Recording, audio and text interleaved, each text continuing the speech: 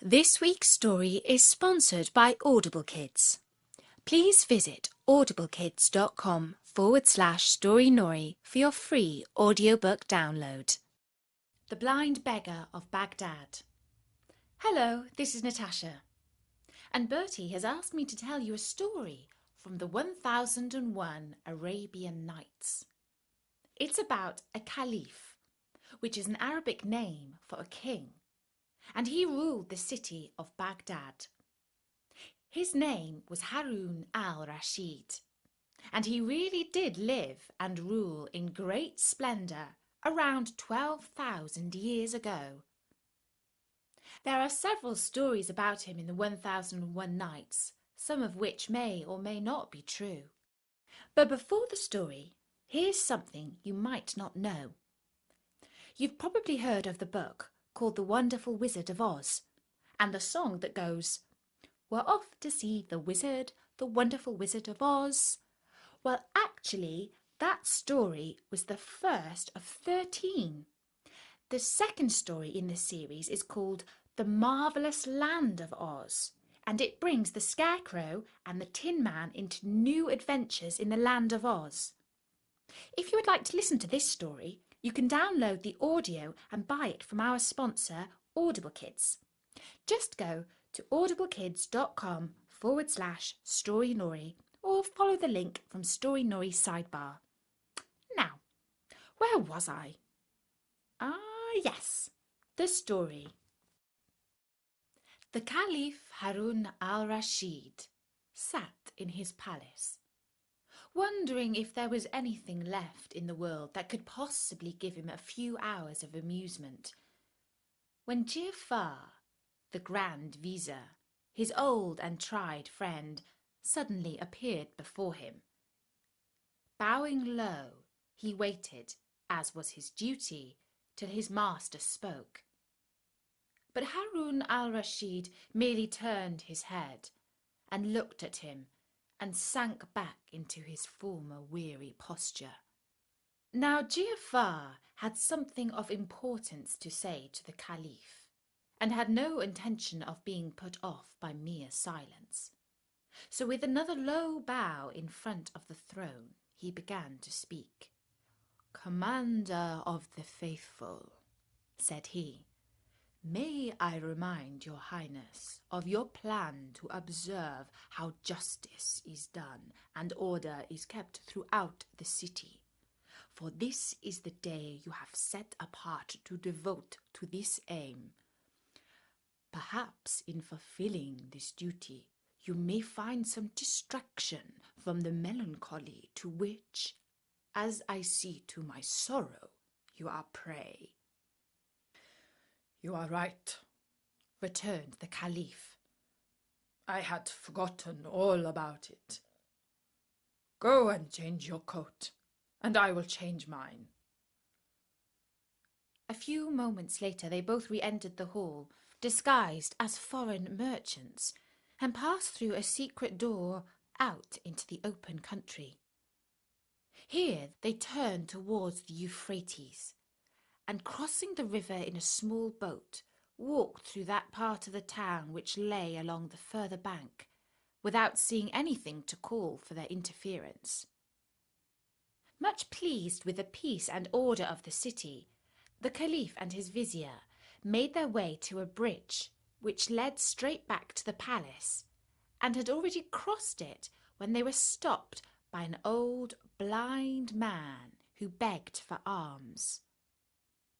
The Caliph gave him a piece of money and was passing on, but the blind man seized his hand and held him fast. "Charitable person," he said, "whoever you may be, grant me yet another prayer. Strike me, I beg you, one blow. I have deserved it richly, and even a more severe penalty." The Caliph, much surprised at this request, replied gently, "My good man, that which you ask is impossible. Of what use would my alms be if I treated you so ill?" and as he spoke he began to lose the grasp of the blind beggar. "My lord," answered the man, "pardon my boldness and persistence. Take back your money or give me the blow which I crave, and if you knew all, you would feel that the punishment is not a tenth part of what I deserve." Moved by these words, and perhaps still more by the fact that he had other business to attend to, the Caliph yielded and struck him lightly on the shoulder. Then he continued his road, followed by the blessing of the blind man. When they were out of earshot, he said to the vizier, "There must be something very odd to make that man act so. I should like to find out what is the reason. Go back to him, tell him who I am, and order him to come without fail to the palace tomorrow after the hour of evening prayer." The next day, after evening prayer, the Caliph entered the hall and was followed by the vizier, bringing with him the blind man of whom we have spoken. They bowed themselves low before the throne, and then the Caliph made them rise and asked the blind man his name. "Baba Abdallah, your Highness," said he. "Baba Abdallah," returned the Caliph, "your way of asking alms yesterday seemed to me so strange that I almost commanded you then and there to cease from causing such a public scandal. But I have sent for you to inquire what was your motive in making such a curious vow.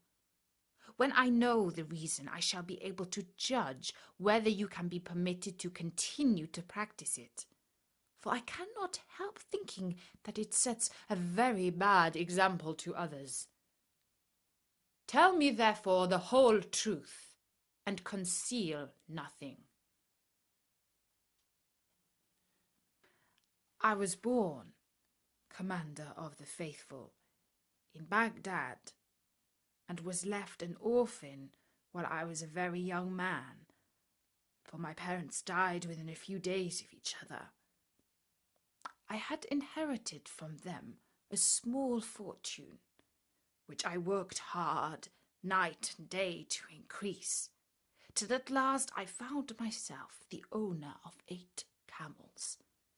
These I hired out to travelling merchants, whom I frequently accompanied on their various journeys, and always returned with large profits.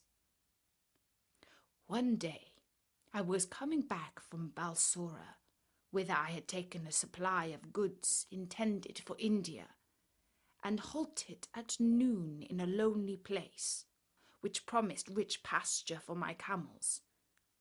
I was resting in the shade under a tree, when a dervish, going on foot towards Balsora, sat down beside me, and I inquired whence he had come from and to what place he was going. We soon made friends, and after we had asked each other the usual questions, we produced the food we had shared with us and satisfied our hunger. While we were eating, the dervish happened to mention that in a spot only a little way off from where we were sitting, there was hidden a treasure so great that if my 80 camels were loaded till they could carry no more, the hiding place would seem as full as if it had never been touched. At this news, I became almost beside myself with joy and greed, and I flung my arms round the neck of the dervish, exclaiming, "Good dervish, I see plainly that the riches of this world are nothing to you. Therefore, of what use is the knowledge of this treasure to you? Alone and on foot you could carry away a mere handful. But tell me where it is, and I will load my 80 camels with it, and give you one of them as a token of my gratitude." The dervish saw quite well what was passing in my mind, but he did not show what he thought of my proposal. "My brother," he answered quietly. You know as well as I do that you are behaving unjustly. Before I reveal to you the secret of the treasure, you must swear that after we have loaded the camels with as much as they can carry, you will give half to me and let us go our own ways. I think you will see this is fair, for if you present me with 40 camels, I on my side will give you the means of buying 1,000 more. I could not deny, of course, that what the dervish said was perfectly reasonable. But in spite of that, the thought that the dervish would be as rich as I was unbearable to me. Still, there was no disguising the matter, and I had to accept his conditions or bewail to the end of my life the loss of immense wealth. So I collected my camels, and we set out together under the guidance of the dervish. After walking some time, we reached what looked like a valley, but with such a narrow entrance that my camels could only pass one by one. The little valley, or open space, was shut up by 2 mountains, whose sides were formed of straight cliffs which no human being could climb. When we were exactly between these mountains, the dervish stopped. "Make your camels lie down in this open space," he said, "so that we can easily load them. Then we will go and get the treasure." I did what I was bid, and rejoined the dervish, whom I found trying to kindle a fire out of some dry wood. As soon as it was light, he threw on it a handful of perfumes and said a few words that I did not understand, and immediately a thick column of smoke rose high into the air.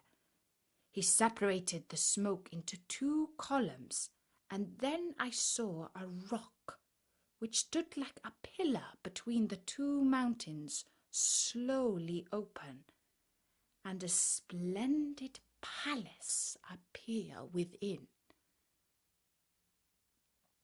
But, Commander of the Faithful, the love of gold had taken such possession of my heart that I could not even stop to examine the riches, but fell upon the first pile of gold within my reach and began to heap it into a sack that I had brought with me. The dervish likewise set to work, but I soon noticed that he confined himself to collecting precious stones, and I felt I should be wise to follow his example. At length the camels were loaded with as much as they could carry, and nothing remained but to seal up the treasure and go our ways. Before this was done, however, the dervish went up to a great golden vase, beautifully chased, and took from it a wooden small box which he hid in the bosom of his dress, merely saying that it contained a special kind of ointment. Then he once more lit the fire, threw on the perfume, and murmured the unknown spell, and the rock closed. The next thing was to divide the camels and to load them with the treasure. The demon of envy filled my soul. "What does a dervish want with riches like that?" I said to myself. "He alone has the secret of the treasure and can always get as much as he wants." "My brother," I exclaimed, "you are a dervish by profession and live a very quiet life, only caring to do good and careless of the things of this world. You do not realize the burden that you lay upon yourself when you gather into your hands such great wealth. Besides the fact that no one who is not accustomed to camels from his birth can ever manage the stubborn beasts. If you are wise, you will not encumber yourself with more than 30, and you will find those trouble enough." "You are right," replied the dervish, who understood me quite well. "I confess that I had not thought about it. Choose any 10 you like, and drive them before you." I selected 10 of the best camels. I had got what I wanted. But I had found the dervish so easy to deal with that I rather regretted I had not asked for 10 more. I looked back. He had only gone a few paces, and I called after him, My brother, I said, I am unwilling to part from you without pointing out what I think you scarcely grasp. That large experience of camel driving is necessary to anybody who intends to keep together a troop of 30. In your own interest, I feel sure you would be much happier if you entrusted 10 more of them to me, for with my practice it is all one to me if I take 2 or 100. As before, the dervish made no difficulties, and I drove off my 10 camels in triumph, only leaving him with 20 for his share. I had now 60, and anyone might have imagined that I should be content. But, Commander of the Faithful, there is a proverb that says, the more one has, the more one wants. So it was with me. I could not rest as long as one solitary camel remained to the dervish. And returning to him, I redoubled my prayers and embraces and promises of eternal gratitude till the last 20 were in my hands.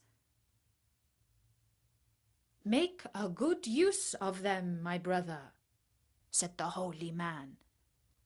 Remember, riches sometimes have wings if we keep them for ourselves, and the poor are at our gates expressly that we may help them. My eyes were so blinded by gold that I paid no heed to his wise counsel, and only looked about for something else to grasp. Suddenly I remembered the little box of ointment that the dervish had hidden, and which most likely contained a treasure more precious than all the rest. Giving him one last embrace, I observed accidentally, "What are you going to do with that little box of ointment? It seems hardly worth taking with you. You might as well let me have it." And really, a dervish who has given up the world has no need of ointment. Oh, if only he had refused my request. But then supposing he had, I should have got possession of it by force. So great was the madness that had laid hold upon me. However, far from refusing it, the dervish at once held it out, saying gracefully, "Take it, my friend, and if there is anything else I can do to make you happy, you must let me know." Directly the box was in my hands, I wrenched off the cover. "Are you so kind?" I said. "Tell me, I pray you, what are the virtues of this ointment?" "They are most curious and interesting," replied the dervish. "If you apply a little of it to your left eye, you will behold in an instant all the treasures hidden in the bowels of the earth. But beware lest you touch your right eye with it, or your sight will be destroyed forever." His words excited my curiosity to the highest pitch. "Make trial on me, I implore you," I cried, holding out the box to the dervish. "You will know how to do it better than I. I am burning with impatience to test its charms." The dervish took the box I had extended to him, and bidding me shut my left eye, touched it gently with the ointment. When I opened it again, I saw spread out, as it were before me, treasures of every kind and without number. But as all this time I had been obliged to keep my right eye closed, which was very fatiguing, I begged the dervish to apply the ointment to that eye also. "If you will insist upon it, I will do it," answered the dervish. "But you must remember what I told you just now, that if it touches your right eye, you will become blind on the spot." Unluckily, in spite of my having proved the truth of the dervish's words in so many instances, I was firmly convinced that he was now keeping concealed from me some hidden and precious virtue of the ointment. So I turned a deaf ear to what he said. "My brother," I replied, smiling, "I see you are joking. It is not natural that the same ointment should have two such exactly opposite effects." "It is true all the same," answered the dervish, "and it would be well for you if you believed my word." But I would not believe, and dazzled by the greed of avarice, I thought that if one eye could show me riches, the other might teach me how to get possession of them. And I continued to press the dervish to anoint my right eye, but this he resolutely declined to do. "After having conferred such benefits on you," said he, "I am loath indeed to work you such evil. Think what it is to be blind, and do not force me to do what you will repent as long as you live." It was of no use. "My brother," I said firmly, "pray say no more, but do what I ask. You have most generously responded to my wishes up to this time. Dare not spoil my recollection of you for a thing of such little consequence. Let what will happen, I take it on my own head, and will never reproach you." "Since you are determined upon it," he answered with a sigh, "there is no use talking." And taking the ointment, he laid some on my right eye, which was tight shut. When I tried to open it, heavy clouds of darkness floated before me. I was as blind as you see me now. "Miserable dervish!" I shrieked. "So it is true after all! Into what a bottomless pit has my lust after gold plunged me! Ah, now that my eyes are closed, they are really opened. I know that all my sufferings are caused by myself alone. But, good brother, you who are so kind and charitable and know the secrets of such vast learning, have you nothing that will give me my sight back?" "Unhappy man," replied the dervish, "it is not my fault that this has befallen you, but it is a just punishment. The blindness of your heart has wrought the blindness of your body. Yes, I have secrets that you have seen in the short time that we have known each other, but I have none that will give you your sight back. You have proved yourself unworthy of the riches that you were given. Now they have passed unto my hands, whence they will flow into the hands of others less greedy and ungrateful as you are." The dervish said no more, and left me, speechless with shame and confusion, and so wretched that I stood rooted to the spot, while he collected the 80 camels and proceeded on his way to Balsora. And I should soon have been dead of hunger and misery if some merchants had not come along the track the following day and kindly brought me back to Baghdad. From a rich man, I had in one moment become a beggar. But in order to expiate the sin of avarice, which was my undoing, I oblige each passer-by to give me a blow. This, commander of the faithful, is my story. When the blind man had ended, the Caliph addressed him, "Baba Abdallah, truly your sin is great, but you have suffered enough. Henceforth repent in private, For I will see that enough money is given you day by day for all your wants." At these words, Baba Abdallah flung himself at the Caliph's feet and prayed that honour and happiness might be his portion forever. And that was the story of the blind beggar of Baghdad. I do hope you enjoyed it. And there are loads more stories from around the world at storynori.com. So drop by soon and listen to some. For now, from me, Natasha, bye-bye!